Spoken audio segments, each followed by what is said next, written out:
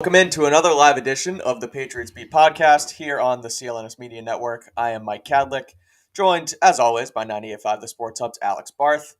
A lot to get to today. Plenty of Patriots coaching staff changes and moves. The staff is set to hire Adrian Klemm. Former tight ends coach Nick Caley is out of the picture. He is headed to Los Angeles to learn from offensive guru Sean McVay.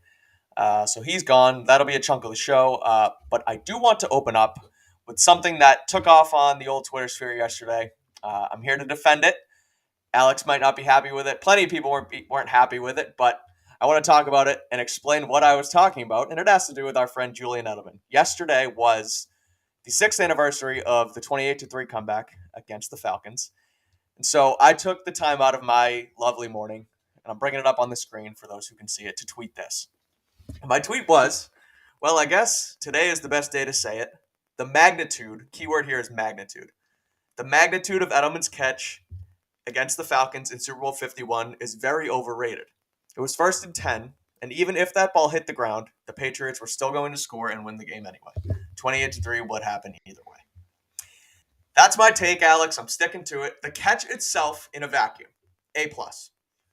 He comes down, the concentration, unbelievable, outstanding stuff. There's no question about that. However, if you watch the drive again, you watch the game over again, they were going to go and score anyway. 2 drives before, first down, incomplete, second down, incomplete. Third down, Brady makes it happen again, throws it to Hogan. The next drive, same thing. Their backs were against the wall, and Brady and Edelman and Hogan and Malcolm Mitchell, they kept making it happen every single drive. The worst that was going to happen there, he broke it up. My point is, if it hits the ground, they're going to continue on and keep going on their drive. So the catch, great. They would have kept going. That was the point behind the tweet. So go ahead. I want to hear your piece on it. Mike, how much? Let me ask you a question first. How much Sure. time was left? How much time was left when the Patriots scored the touchdown to force overtime? It was just about 50 seconds. I want to say, correct? 27 seconds. Okay. It's not just that. Time's a factor there. Yeah, there was a little over 2 minutes left.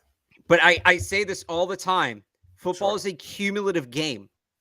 Nothing is ever decided by a single play. Yeah, there's 2 minutes left right there. I think that helps my case. Yeah. No, because how many more plays do they have to run to get that first down? Does it change the play call later on? Do they have to get more desperate? He saved them a chunk of time. You also get that massive timeout to review it. Remember, that stopped for like 3 minutes. They get a chance to regroup, to strategize. Forgetting the fact, it's not just that he made the catch. He broke up what would have been a game-sealing interception. And to make you talk about what a great catch it is. I get that part. But to make that catch in that moment is significant. If it hit the ground, though, I'm not talking about the potential interception. But it doesn't hit the ground if he doesn't make that catch. If he doesn't make that catch, it gets intercepted. No, that's not true. If he doesn't do the second catch, the ball hits the ground. Who is it? Lewis, whoever's hands are right under his. No way. Trust me. I've seen that picture a million times. I'd pull it up. We could pull up the video. I wish we prepped it. If it hits the ground and it's 2nd and 10, they go and score anyway. Brady, Edelman, Hogan, everybody was locked in. It's okay if he doesn't make that catch. I think what you're forgetting is just the part of the play is what he did to get to that ball. Like it's getting to the ball to be. It would have been very easy for him to think it was a tough throw. It was a bad throw. Yeah. Well, it was deflected. It's very easy for him to think it's first down. The ball's deflected up in the air. No, that was the fact it's first down doesn't take away from that play at all, because everything the play, nobody's giving him credit for moving the sticks on a clutch third down. You're fighting a straw man argument here. No, I'm not. No, that is what that play is made to be. I don't think so. Now he moved the sticks late in a game where the clock's running. That's massive. That's because, again, you're acting like they can just go and get it on 2nd and 3rd down.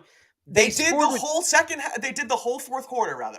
They got it on 2nd and 3rd down the whole fourth Mike, quarter. If you think, let's say they have to take it to 3rd down, and maybe somebody gets tackled in bounds there. Maybe somebody gets tackled in bounds.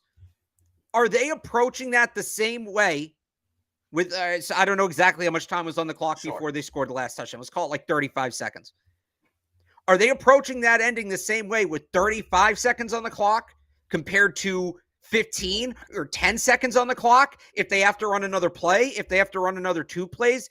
You can't tell me in a 2-minute drill There was enough saving time. 2 There was plenty of plays. time. No, but I'm not There was. saying that. I'm not saying that they couldn't have done it. But Okay. you can't They sit would have. here having played the quarterback position and tell me that when running a 2-minute drill, saving yourself 2 plays doesn't make a monumental difference in terms of how you manage the clock. It saved them the opportunity to use the middle of the field. I believe it saved them a timeout at the time. I might be wrong about that, but it completely changes the way you approach that ending. And I'm not saying had they had to change their approach, could they have not scored? But it's certainly in a game where they had negative margin for error to begin with, given the situation, where they had no margin for error to begin with. He bought them just a little bit, and they didn't need it. They ultimately didn't need it. They didn't need it. They didn't need it. Thank you.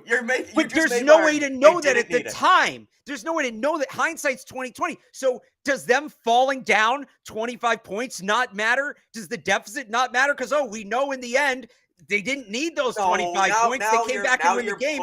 But this is what you're doing. We knew in the end it didn't matter, so forget about it. That's the beauty of football. We knew all the way up and through the whole fourth quarter that it wouldn't have mattered because they were going to continue to make play after play. We didn't know. We know that now because they won the game. Mike, there was no guarantee they were going to win that game. Look at the Big 12 championship this year. TCU was humming down the field after getting down. They had all the momentum. It was a feel-good story. It's like, yeah, of course TCU is going to score because that's what happens in these situations. And then what happened? They botched the clock and they blew it on the goal line. No, there was no guarantee they were going to score. Tom Brady is the greatest quarterback of all time. He is the only quarterback that could have pulled that off. But there is no guarantee that any quarterback is going to make that happen, Mike. You feel that way because you saw it. Go back to that moment. I trust Tom, 100%. The catch is only as big as it was in that moment. Go back to that moment. How big did that catch feel? That's how it deserves to be treated. That is how it deserves to be treated. The best argument I've heard, and like I said, there was people on Twitter all over the place, group chats, mad, and I get it. The best argument you gave was right there that it saved them 2 plays, right? It saved them 2 plays, and it saved them a little bit of time. I still very much think, though, like we said, the ball is right there at the ground. That's my point, is that if it hit the ground, it would have been okay. And it's very likely, very, very likely, in my opinion, with the way they were playing, the way they played the entire fourth quarter, that they would have just continued. It was a 22-yard play? It's a big chunk. I'm not going to sit here and say it's not, but I have enough confidence in the way. Let me ask you this, Mike. In the way the entire team was playing, the way the entire offense was playing, that they would have went down and scored regardless. Great catch. The catch itself, I'm not trying to take anything away from the catch itself. It was a great catch. The magnitude of it is a bit overrated. How do you feel about the Santonio Holmes catch? Is that overrated?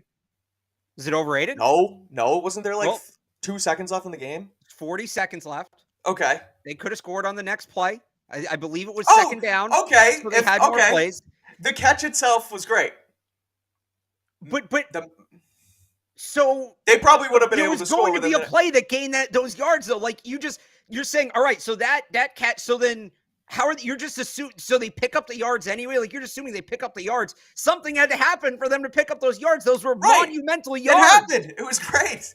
But the way the play is treated, it's acted like it was 4th and 10. You're using a team, and this happens all the time. I can't think of a specific example, unfortunately, right now. But team goes down the field late in the game, and they score. Let's say it's to complete a comeback, and they get like a 2-3 point lead, whatever. They get a small lead, okay?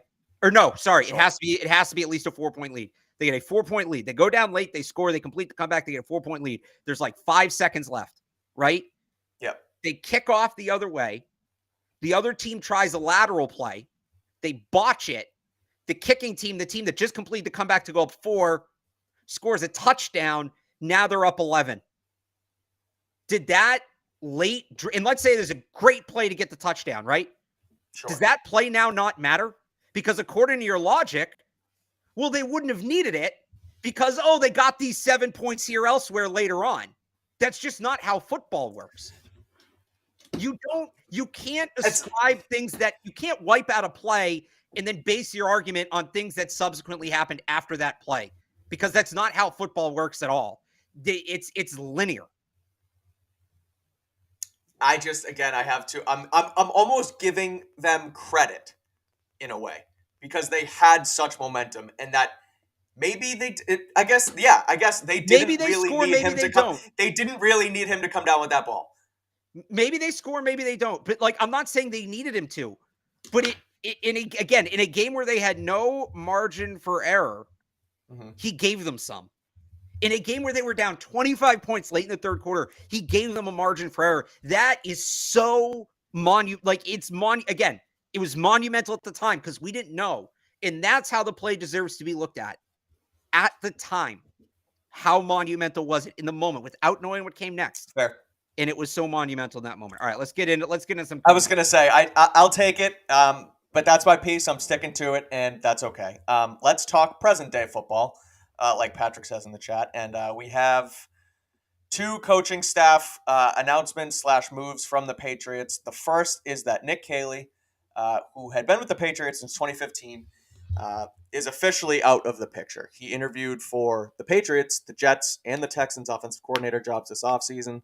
But instead, he is making a lateral move and will coach the tight ends in LA, like I said, with Sean McVay and the Rams. So I would say that it's a lateral move, but it feels like an upgrade. You get to learn from one of the best offensive coaches in the NFL. There didn't really seem to be a place for him in New England anyway, with the hiring of Will Long last week.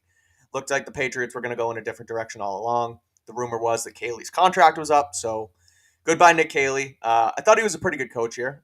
He had plenty of opportunities elsewhere as far as offensive coordinator jobs happen. So, thoughts on Caley leaving?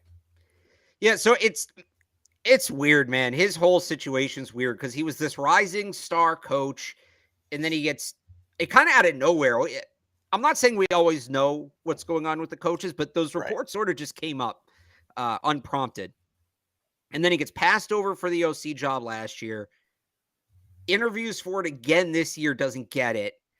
And so it is a lateral move and it isn't. It's tough to characterize. I think what would make, like, his contract was reportedly up, right? So is it a lateral move or is that all he could get? It's not like he left the deal. So I'm not like criticizing you for putting it that way. It's just, it's interesting to look at like that. But you would think if a guy of that status, his contract was up and he's interviewing with OC jobs, he interviewed with the Jets, he interviewed with the Texans. I think he interviewed with the Broncos. Maybe there was just interest. I don't remember. Yeah, it might have been interest, but the idea is this guy is supposedly very popular. Now he's a free agent and he just goes to the same job in LA. So I'm sure he thinks that being adjacent to Sean McVay helps, and it probably does a little bit, but just you don't talk about coaching tenures being that weird, especially like a tight ends coach. You don't say maybe like a coordinator, the Matt Patricia era of offensive coordinator before he enslipped. Right.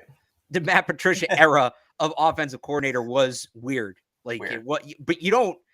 When's the last time we talked about a positional coach's tenure being weird? Like Nick Caley's tenure was super weird. Yeah, again, like you said, like has been mentioned, he was it felt like potentially a guy who they were keeping and waiting to eventually become the offensive coordinator. Because when McDaniels left, he wanted Caley to go to Vegas with him, and the Patriots shut it down. So, like, the fact that they didn't allow him to, I guess, grow in his role and sort of do something that he wanted, and they said, "No, you're staying here. We're gonna groom you," and then, a year of not having him actually be the OC, he's stuck in his role.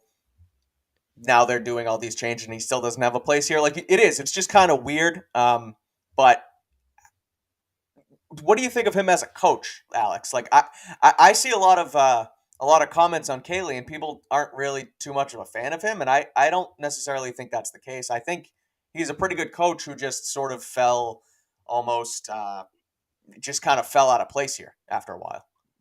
Yeah, it's tricky, right? He started in 17, so Gronk's here. He inherits prime Gronk. Mm-hmm. And then Gronk leaves and his position group kind of fell apart. They failed to develop two top 100, I have to say top 101 picks because Dalton Keene was 101st, but they failed to develop two, relatively high draft picks at the position. They had to go out and spend big money and get two guys in free agency who one certainly underperformed in Jonnu Smith. I think Hunter Henry's been, at least in 2021, he was about what was expected. Last year was a down year, but it's a down year across the board. It's like I said before, the hype just sort of came out of nowhere and it was never really explained. And the Patriots clearly didn't buy into it. If he was as hyped as everybody said he was, they would have given him the job over Patricia. So I think his lasting legacy is his lasting legacy is he's the guy that they chose Patricia over. But I think that, the tight end position kind of fallen apart after it was a strength here for 15, 16 years, 17 years. He presided over that. So that's something that's certainly going to follow him, at least initially. So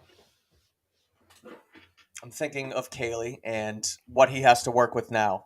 You think that ultimately, I say he's in a better spot, and I think you sort of mentioned that a little bit, but, you go to a system, I guess, do you think Caley's better off here with these tight ends and that, this coaching staff with Bill O'Brien, or is he better off going to LA with McVay?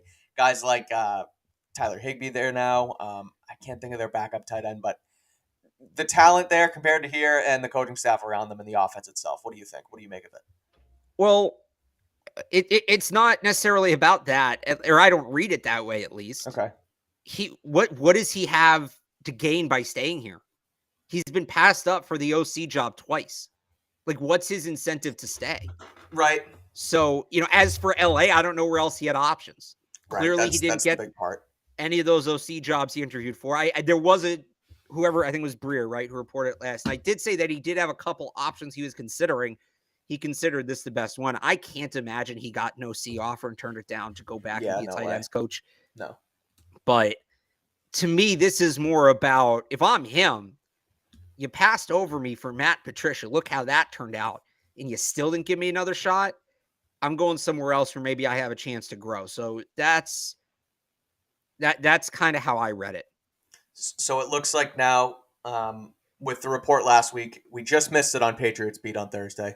Once we got off, Mike Reese reported that Will Lawing is going to come in and be the Patriots tight ends coach. Or we assume, rather, that he'll be the tight ends coach. He was hired as an offensive staff assistant. They haven't doled out titles yet, but he worked with Bill O'Brien at Penn State. He was a grad assistant. He then worked with him as the tight ends coach in Houston with Bill O'Brien, and then followed him to Alabama. So he's been with O'Brien for a while.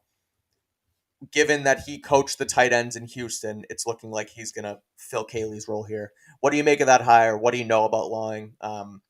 Again, what I know and understand is that he's at least familiar with O'Brien and what he likes to run. So I think that's a plus, because what we had last year was just piecemeal all these places around the offense and nothing really made sense. And it was like that all season long. Now it looks like, it's February 6th now. And as we get to it with Klemm here, we basically have a full staff and they're going to get ready to go starting ASAP. So what do you make of Lawing? What do you think of that hire for the tight ends? A solid hire. I like that it's, people are getting on all the hires, it's just Bill hiring people he's familiar with. And even Lawing, he's connected to O'Brien, who's connected to Bill. I don't think people realize just how rare it is for a coach to hire another coach who he has zero familiarity with. Right. Because all of these coaches run things differently.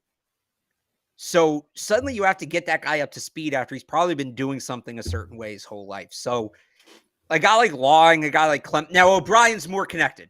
I will say that if you want to make that gripe with O'Brien, I still think he was the best possible hire, but there is that risk of, he's Bill's guy. He's going to be another yes man.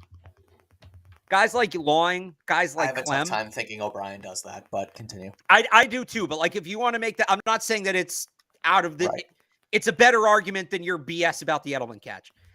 As for guys like Lawing, guys like Klemm, Clem's never coached under Bill. He played under him, but that was 20 years, 19 years ago was his last season under Belichick. He's coached in completely different circles. So he's to think he's going to come in and be some sort of Belichick clone.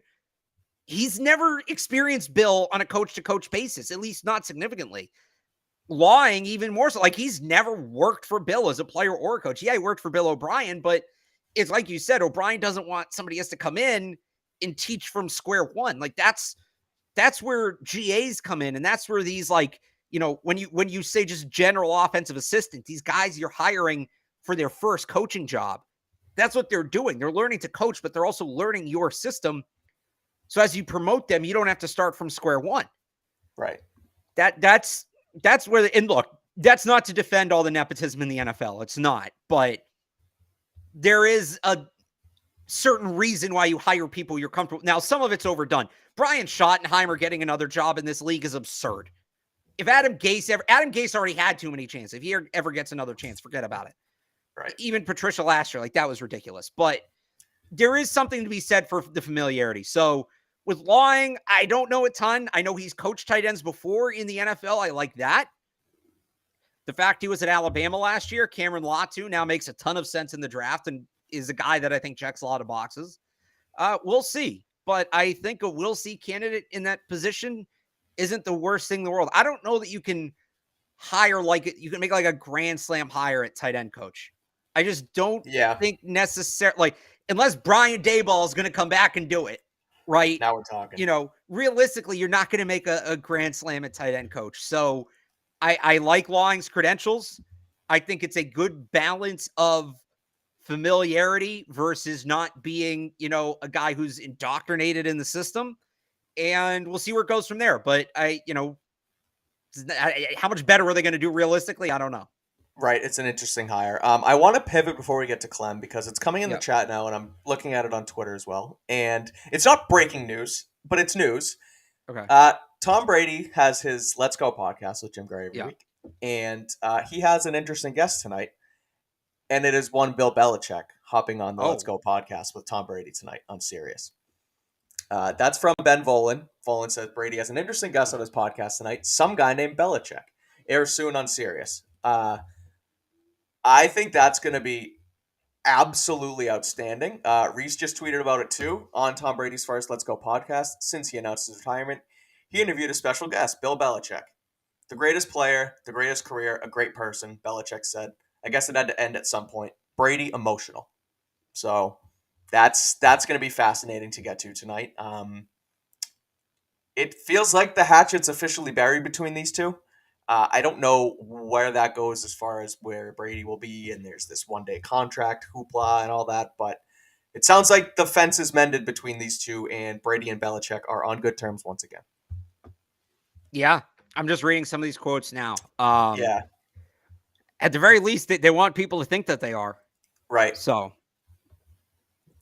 Well, you know what we'll do, actually, Alex? While you internalize that for a few minutes, we can maybe get to it again, but I will quickly mention our friends over at HelloFresh. Remember those New Year's goals you promised yourself you'd stick to? HelloFresh is here to help and help you eat better by delivering fresh ingredients and easy recipes right to your door.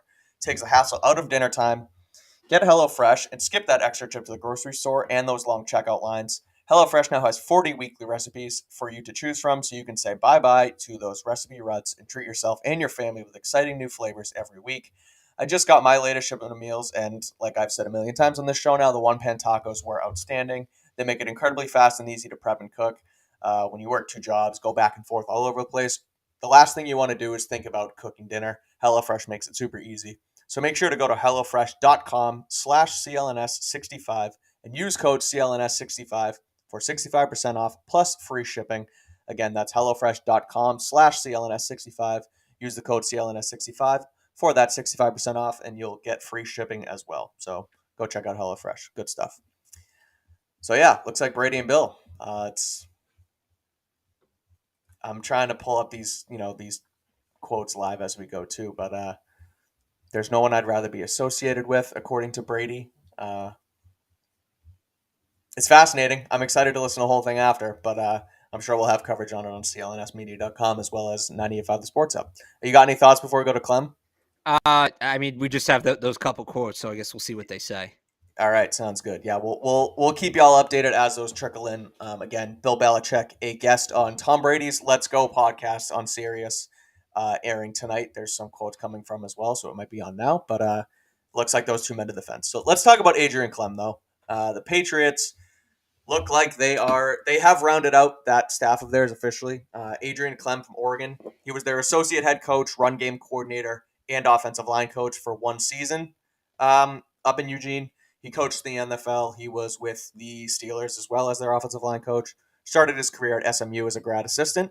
Um, some interesting things on Clem. Just his tenure with the Steelers didn't end great, but it looks like he was on good terms with Oregon. So, thoughts on Clem as a hire, as a football hire, anyway, and what it will bring to this offense in general. Yeah, I really am a fan of this hire. Former player in the league, has been coaching for a while. Oregon's offensive line was the best in college football this year in pass pro, 5 sacks allowed in 13 games. They also had the best play action package in college football this year in terms of the passer rating off of it. And as I know, offensive line coach, and he's the run game coordinator, that guy is going to help build up the play action package, because play action involves the run as much as it does the pass. You've got to set it up, right? So that's like, I think between him and O'Brien, you just have two really creative football minds in there who are it's going to look night and day from last year. It really is. Now, Yeah. most of Oregon's run game last year, the heavy majority of it was read option. They're not going to run a lot of read option with Mac Jones, if at all. But No. you can build some of that into RPO type things. And again, it's just that creativity, some of that new age stuff. I think it's going to look refreshing. So I really like this hire. Creative mind, a guy who is potentially an offensive coordinator in waiting. And I've talked about this before. If he's here for a good time, not a long time. He's going to want to go get that next head coaching job. When he gets that, you can potentially set up a seamless transition where Adrian Klemm is that next guy. 100%. So, yeah, big fan of the hire. He came in as an offensive coordinator candidate originally. He was one of the other candidates who interviewed before they ultimately hired O'Brien. So looks like you said, that could be a potential grooming situation. Have him in waiting to be the OC once, if and when O'Brien goes to, whether it be another head coaching job or whatever the case may be. That's huge. The other thing, and you sort of started to mention it, but the biggest thing I take away from it is just the way that they'll be able to mend the fence with, and I keep using that term after we just talked about Brady and Bill, but can join everything in the offense and make things truly feel seamless like they tried to do last year, because they changed blocking schemes in the run pass game all year last year, from camp, from week 1 and on. Everything changed, and now that it's February 6th, they're going to have a full staff in here the entire time to figure out a scheme. What they did with Patricia and Judge was not an offensive scheme. It really just looked like put crap together and try and run it. Madden offense. Yeah, exactly. So there was they didn't call a play and there wasn't anything to back it up on. Like, it was bad. And now they're going to have Clem here, who knows how to coordinate a run game.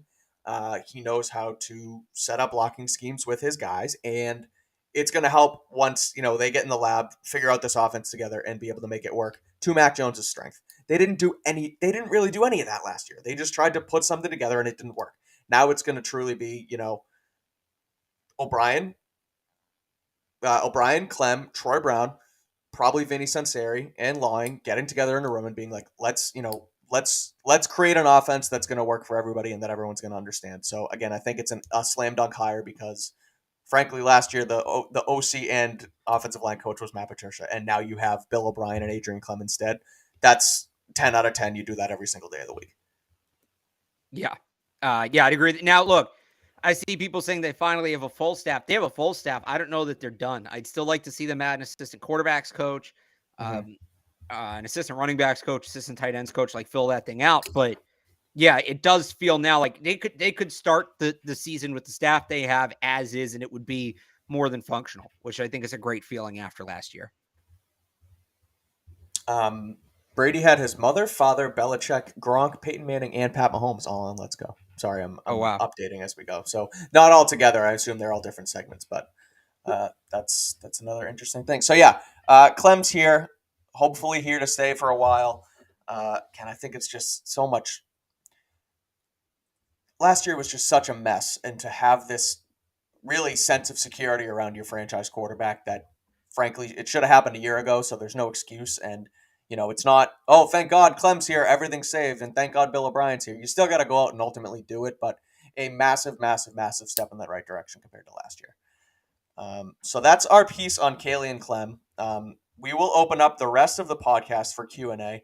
So throw anything you really want in the chat. Klemm, O'Brien, Brady, Belichick, Edelman catch. We can keep talking about that if you want.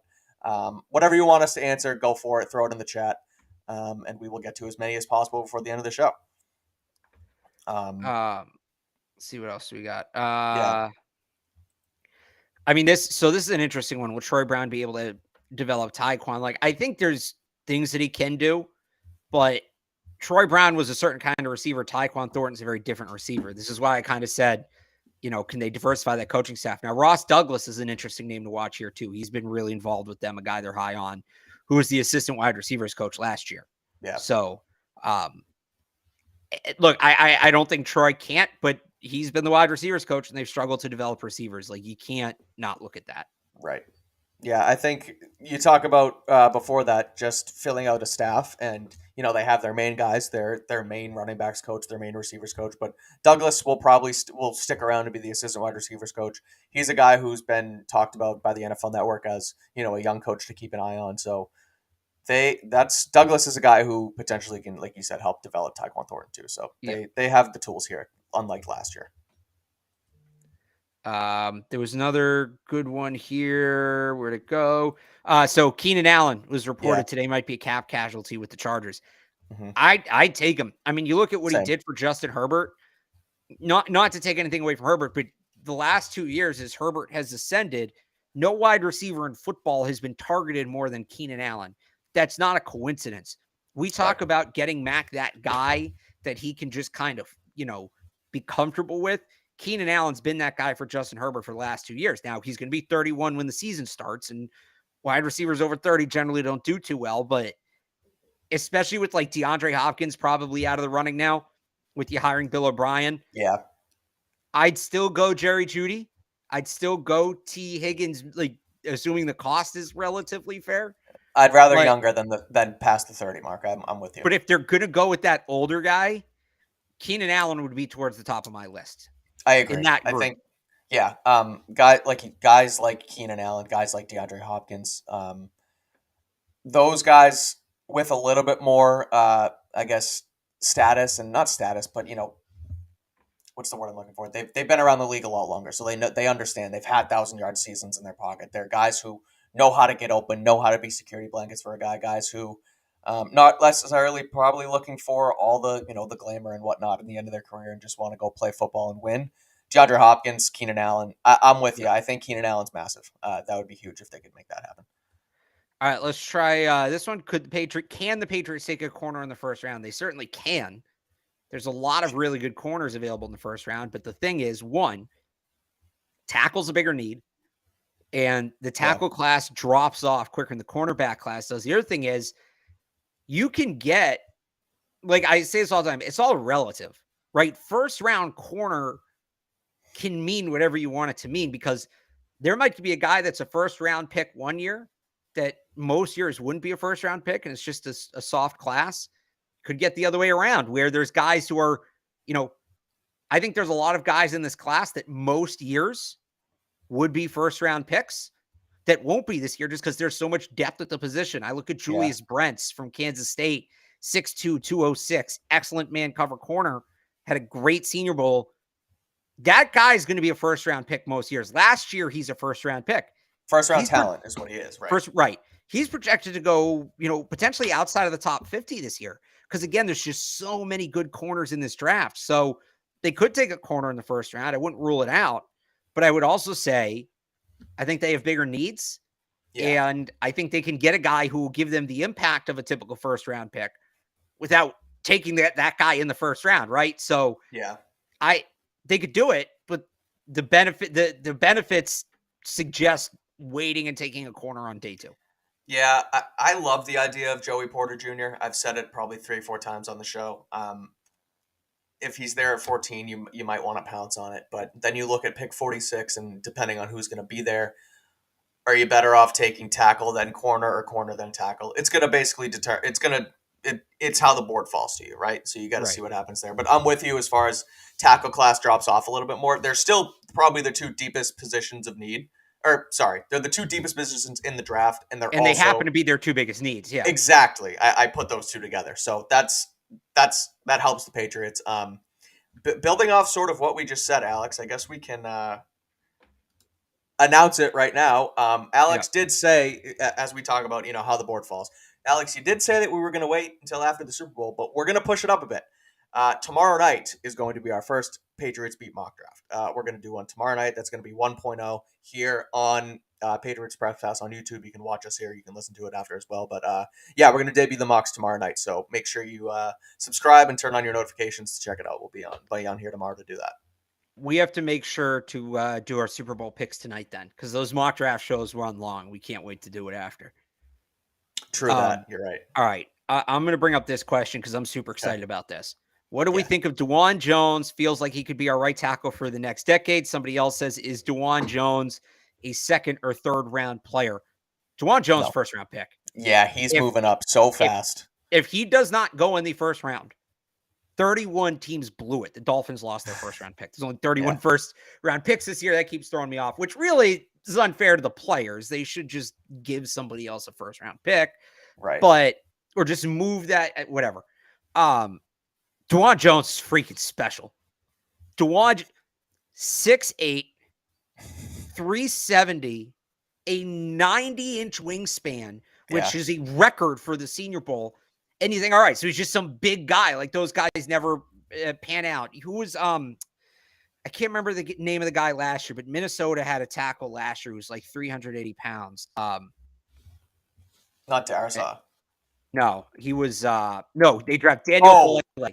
Was 6'9", 380, and he went in the fourth round. People are like, oh, he's big, but he can't move. No. Not with DeJuan Jones had offers to play Division I basketball as well as football. Now, not at the Big Ten level. They were like MAC offers, but still, like he could have been a D1 basketball player. That's how well he moves around at, again, 6'8". He's listed anywhere from 360 to 370 with a 90-inch wingspan. A record 90-inch wingspan. The only reason I don't have him as the number one tackle on my board is he's really only played right tackle. Now, could he play left? Potentially. My player comp for him is Trent Brown, not current Trent Brown, peak Trent Brown. Right. My player comp for him. Now, that, like, they had Dante Scarnecchia to work with him to move sides, right? If I'm drafting DeJuan Jones, I'm not screwing with his development. I'm just putting him at right tackle, and he is what he is. And I think Broderick Jones and Paris Johnson both have a really high chance to be franchise left tackles. And I will just default the left tackle over the right tackle. But outside of that, the other comp for DeJuan Jones, so my player comp is Trent Brown. I will say this, and hang with me for a second. My draft comp for DeJuan Jones, and everybody got this wrong last year, except for this show, is Tariq Woolen. The reason being, Tariq Woolen as a corner was 6'4", 220, and ran like a flat 4.3 40. And I think people basically looked at him and said, well, that's all too good to be true. He can't possibly put it all together with the measurables that good. People are going to do that with DeJuan Jones this year. They're going to look at him and say, well, there's no way that he does line. We'll see how he tests at the combine, but they're going to say he can't be that big and stay healthy. By the way, he's an Iron Man at Ohio State. He can't be that big and stay healthy and move well enough and all of this. They're going to say he must be a bust. He must be a bust. There's got to be a catch, right? Yeah. That's what everybody did with Tariq Woolen last year. Mike, how'd that turn out? Probably going to be if it weren't for Sauce Gardner, he'd be the defensive rookie of the year. Right. I could not speak higher of DeJuan Jones. He is my favorite player in this draft. Yeah, I'm huge on him. Some of the clips that came out of the Senior Bowl, watching that tape as well. I mean, he's just a freak. Right now, I'm looking on my draft sheet that I've been putting together. You can check it out. It's pinned to my Twitter profile at Mike Kadlick, but shameless plug there. I have him in the second tier right now, behind Broderick Jones, Skoronski, and Paris Johnson Jr., just sort of right below them. But the more you watch, the more you put it together. he's shooting up those boards, and he's not in that second tier with guys like, Cody Mock and Bergeron and Darnell Wright. Like he's moving up every single day. It feels like as you sort of continue to dig deeper into his film and realize what kind of player he can be. So a guy who, if you drafted on January 15th, might have been a second, third round pick. He's now a fringe first round pick after his performance out in Mobile this week. So I'll say this about McGlinchey, because some people noticed I didn't have him in that top tier. I have him penciled in there. Who? Not McGlinchey. I'm getting ahead to the next question. That's okay. Skaronski. Okay. I have him penciled in there. I don't have him in Sharpie yet. Okay. I want to see how he measures in at the combine. I agree, because he looks like he might be playing guard or something. I think some NFL teams see him as a guard. Yeah. And if his arms come in a little short, it's going to change the projection. So if I'm not putting him in that tier, but I'm not ready to lock him in that tier. Broderick Jones, Paris Johnson, DeJuan Jones, those are the elite tackles in this class. I reserve the right to add to that group, but I can tell you those three will not be coming out of that group. I can tell you that right now. Yeah. Speaking of which, somebody says, so I'm signing a free agent tackle, McGlinchey. No way I'm taking a tackle at 14 if 3 go in the top 10. And then he goes on to say, nope, I'm taking the best corner available. A couple things about this. I've seen some people say this. One, I think it's highly, highly, highly unlikely all 3 of those tackles are gone by 14. Right. I don't think the number is 3. I think the number is actually 5. I think the number could be as high as 5. Paris Johnson, DeJuan Jones, Broderick Jones. If Skaronski checks out with his measurements, and then I think Anton Harrison from Oklahoma also has franchise tackle potential. There is no way 5 tackles are going before 14. That would be, it's not going to happen. At a certain point, a team would trade down if they need a tackle like that, because you see that there's all this depth in this class. Secondly, signing Mike McGlinchey doesn't solve all of your problems at tackle. I've said this before. They can need, even if they sign Mike McGlinchey the first day of free agency, we're going to come on this show, we're going to reset, right? So they signed Mike McGlinchey. All right, let's reset this. What are their biggest needs what are their biggest needs moving forward? I'm going to say tackles number 1. Because not only is Isaiah Wynn a free agent, Trent Brown is in the last year of his deal. They save about $10 million if they cut him. And the backups are gone too. Yadni Kajust is a free agent. So tackle's still a huge need. If you sign McGlinchey, it probably takes DeJuan Jones out of the running, because now you need a left tackle. McGlinchey's not playing left. Like I said, I'm not necessarily playing DeJuan Jones at left, but Broderick Jones, Paris Johnson, Skaronski, Anton Harrison, all still on the table. I really don't think all 4 of those guys are gone by 14. If you sign Orlando Brown, and some people have asked about this, somebody says, can we get Orlando Brown, or who would you rather have, Orlando Brown or Mike McGlinchey? Now that takes some other guys off the table, but I think DeJuan Jones certainly now on the board at 14. Anton Harrison, to me, can play both sides. I think he's still be a guy you could draft. And maybe we still start talking about Darnell Wright from Tennessee if he has a really good pro day and tests well at the combine. That might be a trade down situation, but I still think you're going to use a first round pick on one of those guys. So I don't see a situation where there's last year at 21, Mike, I don't know if you remember this. Everybody was making fun of us last year because people wanted Jordan Davis. People wanted Chris Olave. We did this with Derek Stingley at one point, and me and Evan kept telling people these guys aren't going to be on the board at 21. And everybody was saying, well, what do you, somebody has to be on the board at 21. You guys are just saying everybody we want is going to be gone. Well, all those guys you wanted went in this range, this 10 to 15 range. So now it feels like we're doing the reverse of it, right? Right. I just don't think there's a world where they're on the board at 14 and we're looking at Tyler Steen or Blake Freeland as the number 1 tackle. It has hit the fan if that's the case. And frankly, if the tackle market is that aggressive in the draft, it means nobody signed anybody in free agency. The tackles were super cheap. And maybe they do what they did at tight end a couple years ago when they signed Orlando Brown and Mike McGlinchey. Yeah, right. So again, there's still an argument to be made. Corner is the only other position. Well, we're all hear the argument for the pick at 14. But I just think they're crazy if they don't go tackle there. And I think the board's going to fall in a way, no matter what, that will allow them to do that. They may not get their number one guy. Like, let's say their board is Broderick Jones, Paris Johnson, DeJuan Jones, and Skoronski, which is my board. And maybe they come away with Skoronski. It's their fourth choice, but man, you're not going to be upset walking away from the draft with Skoronski.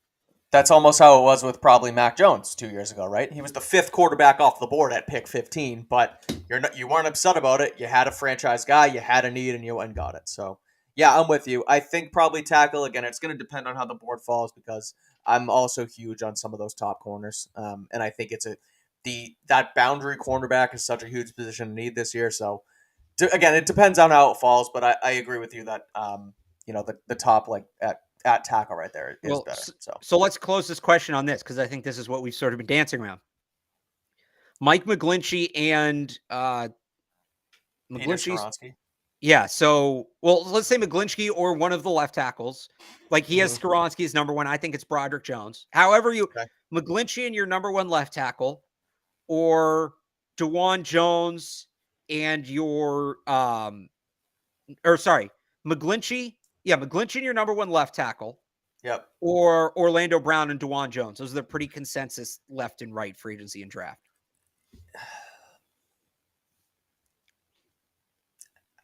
I think I go Brown and Jones. I struggle with the Skoronski fringe guard tackle. What if make it your number one left tackle? So it can be Broderick, it can be Broderick Jones, it can be Paris Johnson, whoever. Then I think I go with McGlinchey and Broderick Jones because I think that I have more confidence in McGlinchey than I do Orlando Brown. Not that Orlando Brown's bad at all, but I just think I like Broderick Jones for Georgia, and I think I trust McGlinchey. I think McGlinchey just screams Patriot, and I like him as a free agent target. So I would think I would go with that. So I'm with you. As it's suggested here, give me Orlando Brown and DeJuan Jones. But if they can get really Broderick Jones, Paris Johnson, even still, I might go DeJuan Jones and Orlando Brown. Yeah. Just Ohio State does some weird things offensively. It's going to be an adjustment, specifically at the left tackle position. I know DeJuan Jones, Ohio State too, but it's just different. Yeah. I like, as much as I like DeJuan Jones, this might surprise some people, I like the idea of drafting the left tackle and paying the right tackle because you want that, like, if you draft a left tackle, and assuming he pans out, you're willing to pay him, you have a premium position locked up for like 10, 12 years. Right. And not that it's not great having that at right tackle, but Orlando Brown's, I think, like 27, 28. Like, you're going to be needing a left tackle again in a couple years, probably right around when DeJuan Jones' contract expires, and boom, you're right back here needing two tackles. Right. Again, left tackle's that premium position. If you can get me a franchise player at a premium position, sign me up. And Mike McGlinchey's not bad either. So sign me up for that. Now, I don't know how real. I don't think they'll have their choice of Broderick Jones or Paris Johnson. One of those guys is going to be off the board, maybe both. So that's where you get into splitting hairs here. But they're going to have a tackle on the board. Yeah. I do have one that I want to pull up, but I first want to talk about LinkedIn, Alex, because LinkedIn Jobs is the place to be when you are posting said jobs for your small business, because I'm sure as a small business owner or hiring manager, you know that success in 2023 all depends on the team members you surround yourself with. And again, that's why you have to check out LinkedIn Jobs. With LinkedIn Jobs, you can hire qualified candidates more efficiently by matching open roles with people who have the skills, values, and experiences that you need to help achieve your goals. LinkedIn Jobs makes it easy to screen and rate applicants based on your job qualifications all in one platform. That's why you need to go to linkedin.com/PatsBeat. You see it on the bottom of the screen there again. LinkedIn Jobs helps you find the qualified candidates you want to talk to faster. Post your job for free at linkedin.com/beat. That's linkedin.com/beat to post your job for free. Terms and conditions apply. Again, that's linkedin.com/beat. Go check it out to post those jobs for free. All right, I need to find it, and it was about the running back position because, here we go. The question is, should Patriots re-sign Damian Harris or go out for Josh Jacobs or draft a running back? We've talked about it before, but I wanted to bring it up because of the Josh Jacobs thing. I am of the sound mindset all the time that you do not pay running backs a second contract in the NFL. at market value. So Damian Harris, if you're going to bring him back and he's willing to take a discount, like maybe James White did a few times here, you do that, of course, because he's probably important to the overall the locker room on this team, like we've said. But you're not going out and paying Josh Jacobs top dollar. No way, no how. You can't do it. They fall off too fast. The running back is, in my opinion, the most replaceable position in the league. It's important, but it's replaceable. You churn them out. They churn out in college. It's kind of like receiver you've talked about over the last several years. They're easy to find, and it just never works out when you pay them. And so I would rather them maybe draft a guy again, or rely on Ramondre and just turn it over to Pierre Strong and Kevin Harris. I'm not going out to sign Josh Jacobs, and I'm not signing Damian unless it's a discount, because they're just too expensive, and you're better off spending your money elsewhere in the NFL, and it's pretty proven at this point. Yeah, I don't know where the Josh Jacobs thing came from. Yeah. I there's no reason for him to be on the radar. Yeah, I take Harris back on a team-friendly deal, like you said. Yeah. You drafted Kevin Harris and Pierre Strong last year for a reason. I still think they need another back. Maybe that's Ty Montgomery. If he fully heals up, I'm not opposed to the idea, though, just adding a running back late on day 3, or even as a UDFA, a guy like Tavion Thomas, right? 6'2", 225, just a bowling ball back. A guy's going to eat carries late in games. Yeah. So I'm not opposed to Harris on the cheap, but they can always just draft a guy and fill out the depth chart. They don't need to use a high pick on a guy like that, but I wouldn't be surprised if they draft a running back this year. Yeah. Not first or even second round, but one of those later round guys, I think is it makes sense for them. Yeah. Just checking out. Do you think? All right. I guess this goes back to McGlinchey, and I know we kind of locked it off, but I want to pull up a tweet from our friend Miguel at PatsCap, who addressed this earlier today, as far as his prediction, I guess it was, for McGlinchey. And he basically said that he expects Mike McGlinchey to sign a $16 million average per year deal, and the Patriots can't afford him at such a deal. So the way their cap space is going to trickle out with free agents and guys who leave, Miguel predicts that, and I trust him, with my life when it comes to the past salary cap, Patriots could afford McGlinchey at 16 and still do what they want to do. So do you think that's too high? I mean, are you willing to pay him top dollar? Because I would say I am. I think it's a huge position in need. Yeah, I don't know where this Patriots won't pay players thing's coming from right now. 2 years ago, they went out and opened up the checkbook at multiple positions of need, paying top dollar. You look at what they did, right? If they're willing to pay Hunter Henry and Jonnu Smith at the top of the market, and don't say, oh, those were failures, they should never pay anybody again. You don't get to make that argument and call them cheap. Right. If they're willing to give Hunter Henry and Jonnu Smith those contracts, they'll pay McGlinchey. Yeah, I don't see why not. And they also did it with Steph Gilmore a few years ago, too. So they do it when it's a need. The other thing is they do sometimes use this philosophy of pay top dollar at the non-premium positions because it's cheaper, and then use the draft to address the premium positions, right? So don't pay a corner, pay a safety, and then draft a corner high. Right. That sort of thing, right? This is what they do with Gronk. Don't pay a receiver. Don't pay a receiver. Pay a tight end because it's cheaper, and then draft the wide receivers. Now, it's mixed results here, but pay the right tackle, draft the left tackle would be classic them. So, yeah, I think McGlinchey would be in play. Yeah, I'm with you. We can do the Jahmyr Gibbs one again. If he falls to the middle of the second round, he'll be in play. O'Brien likes him. He might end up going higher than that. I saw today you had Bijan Robinson as your top back in this class. Yeah. I actually have Gibbs just because of the versatility. I don't think he makes it to them. But if he's there in the second round, I bet they're going to consider it. Yeah, I agree. At the end of the day, I think both Bijan and Jahmyr Gibbs are going to be gone by 46 is what they have. They'll probably both be off the board. One of them at least is going to be a first round pick. Again, I have Bijan 1, you have Gibbs 1, but they're both our 1 and 2. So yeah, again, it could turn into the Barmore situation like we keep talking about, but they're not going to spend 14, and they'll probably all be gone by 46. Right.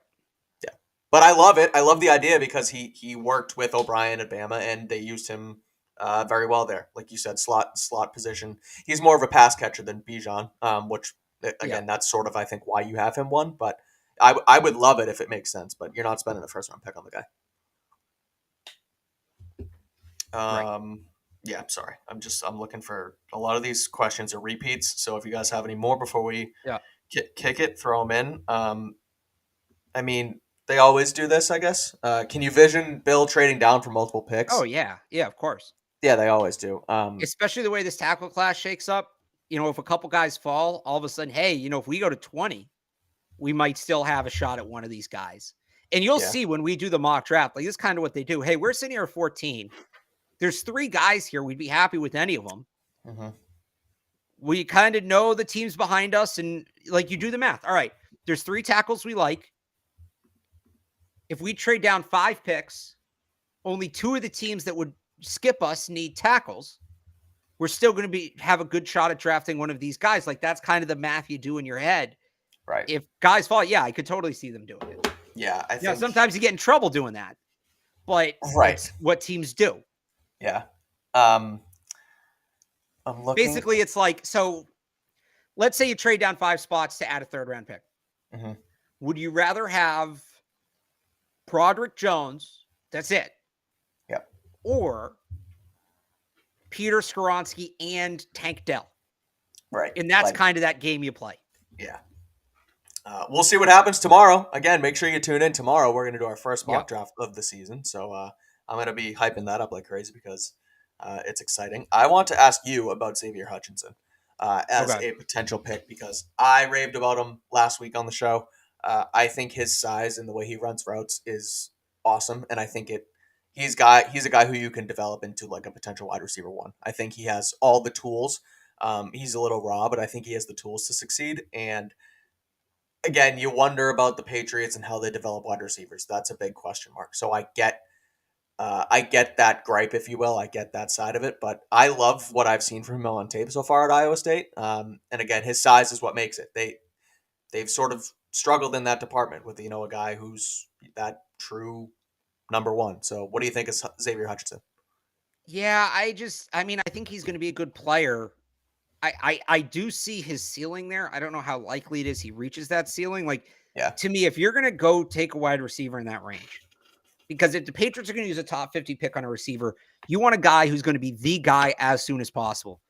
That's 2 players to me in this draft for them. Like Quentin Johnson could be, but not in this offense. Sure. It's Jordan Addison, who they're not going to take for a number of reasons. One, he probably won't be on the board. And the other guy is Kayshon Boutte from LSU. Okay. Now, Boutte was for a long time the consensus number 1 receiver in this draft. Mm-hmm. He had some off the field issues at LSU at the end of his time there. I'll let people look it up. They don't scream red flag for me. They don't. And I just think if you can get a guy with that talent, like his ceiling to me is tremendous, and I think he has a better chance of hitting it. Yeah. He's in that group sort of with Xavier Hutchinson and Jalen Hyatt, and like he's in Josh Downs. Josh Downs, who I love. Yeah. He's sort of in like projected to go in that range, but if you're the Patriots, you've kind of taken the safe prospect at wide receiver for so long. I don't need to see them do that again. I just don't. If you're going to do that, all right. There was he went to a party that was a little questionable. He didn't break any laws as far as we know. Like maybe there's things I don't know, but as what's been made public and what the rumors are, he didn't break any laws or anything. He's so good. Like if you're going to draft down there, that's the guy I want. Yeah.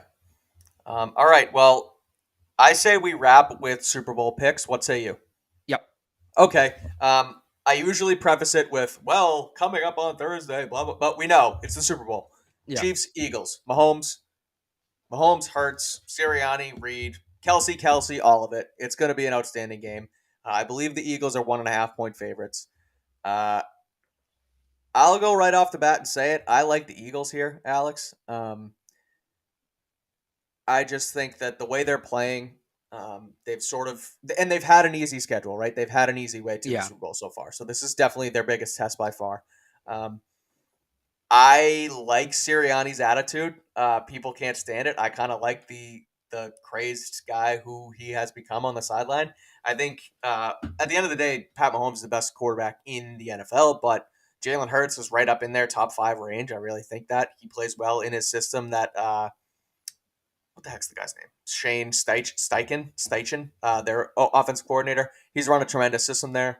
He's probably going to be a head coach at some point. And I just think that the Eagles are more well-rounded on offense, defense, everywhere. So it'll be tight, but I like the Eagles in this spot. Yeah, I'm actually with you. I like the Eagles. I think both offenses can go punch for punch, right? Yeah. And the Chiefs offense is probably better than the Eagles offense. But a lot of the time these games come down to, can the defense make one stop? Look at the last time the Eagles were in the Super Bowl, right? We don't need to revisit that too much, but which defense, like when it's 41-41 in the fourth quarter, which defense do you trust more to get the one stop to flip the game?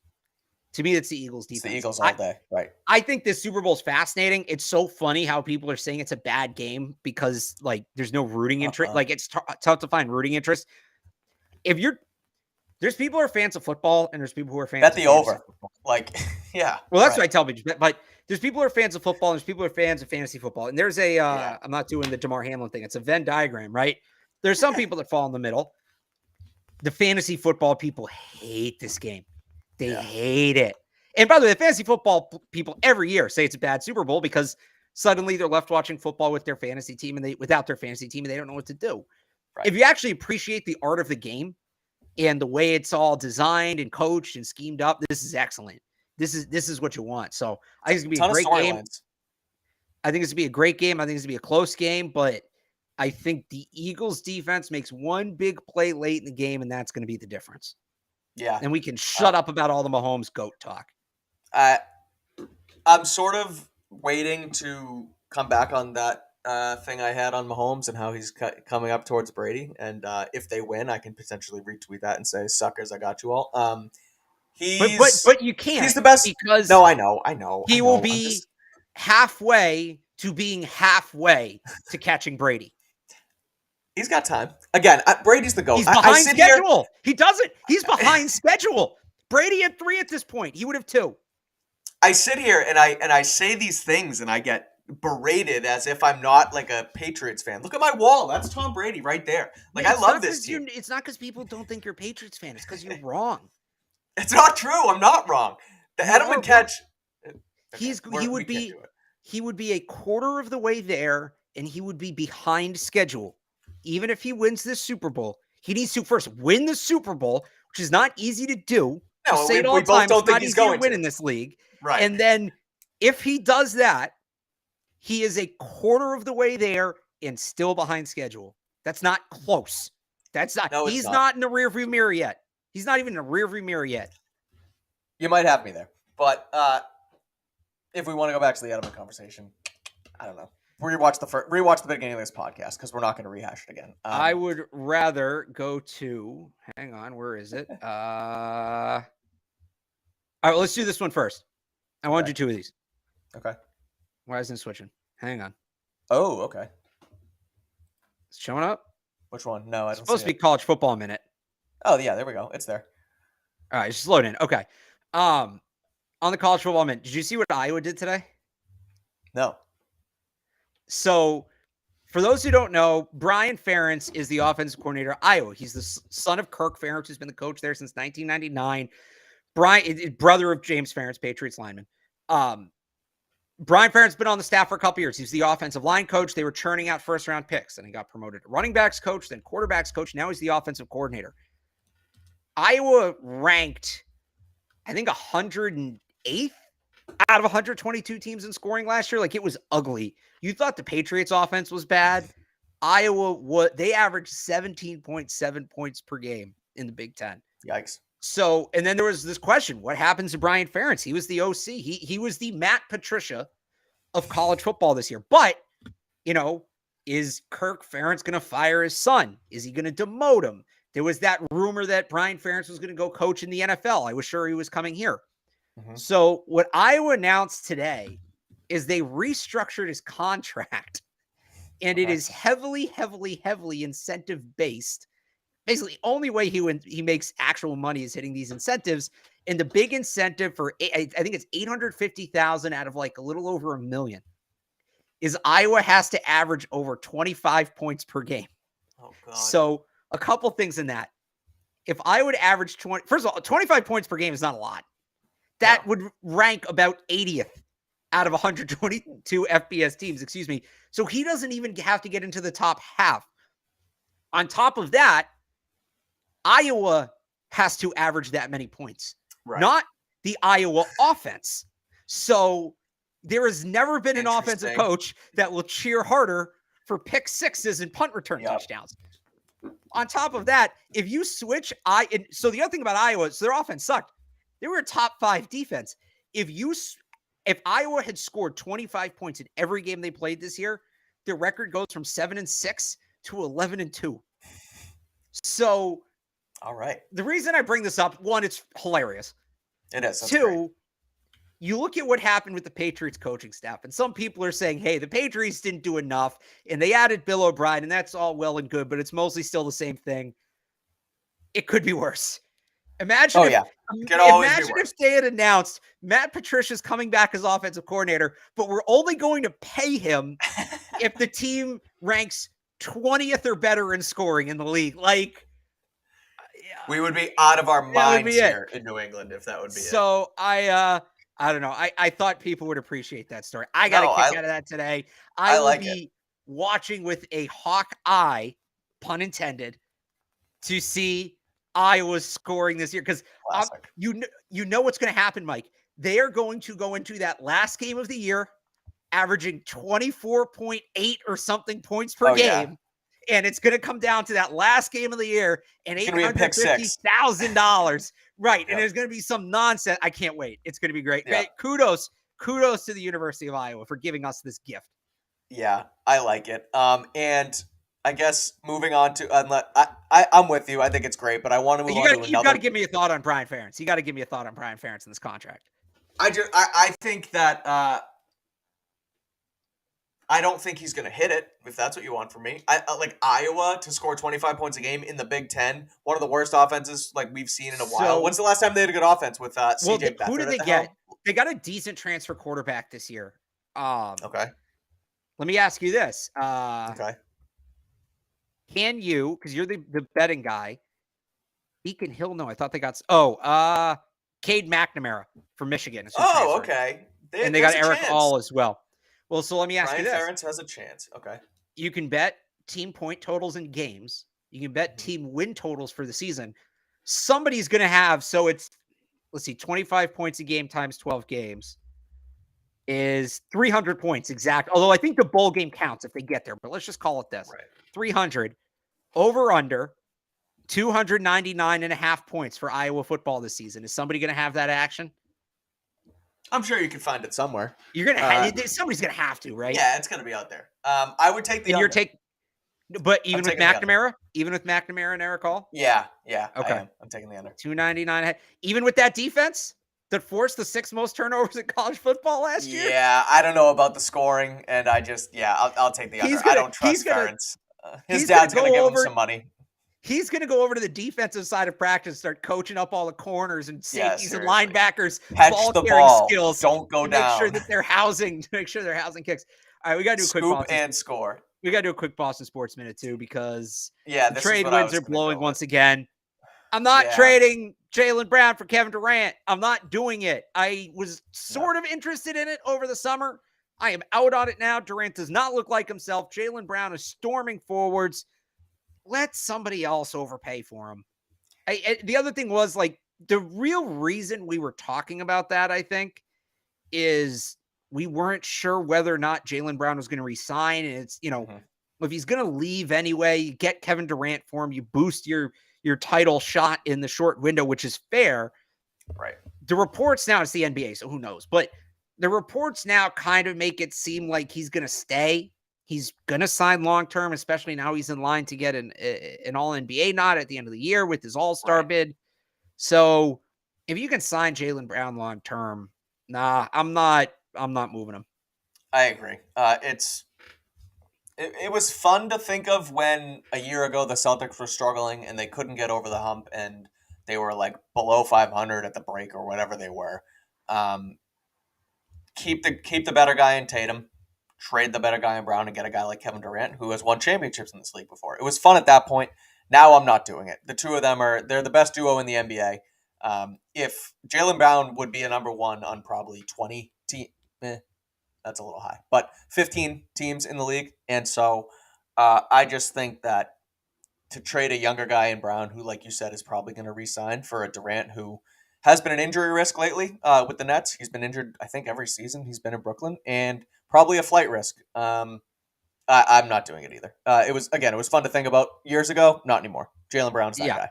Made more sense last summer. Now, whatever. Yeah, All I right. agree. That's that. So that's that. Brian Ferentz is back at Iowa. No, so we will be back tomorrow. I keep hyping it up because I'm excited. I started at CLNS writing about your mock drafts. I'm here to do my own tomorrow. We're back here tomorrow, Tuesday night. We will keep you updated at the time. Make sure you subscribe at Patriots Press Pass. Follow us on Twitter for updates. Again, we'll be back tomorrow to do our mock draft 1.0 for the Patriots offseason. Until tomorrow night, he's Alex Barth. Follow him on Twitter at RealAlexBarth and read his stuff at 985thesportshub.com. You can do the same for me at clnsmedia.com. I wrote about the Patriots coaching staff today, so you can check that out. Might have something up later on about Brady and Bill's conversation. So keep it on Twitter at Mike Kadlick. And until tomorrow night for our mock draft 1.0, we will see you then. Thank you all for watching and talk to you tomorrow.